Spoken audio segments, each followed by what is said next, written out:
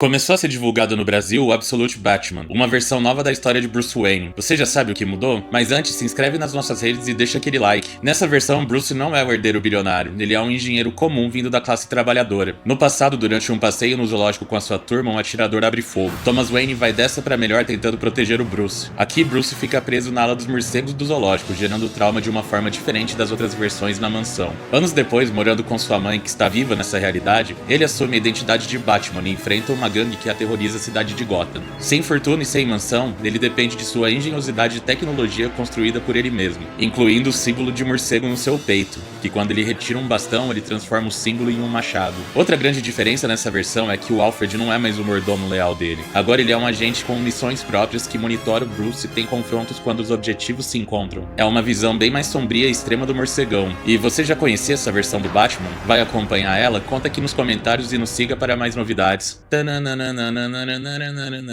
Batman.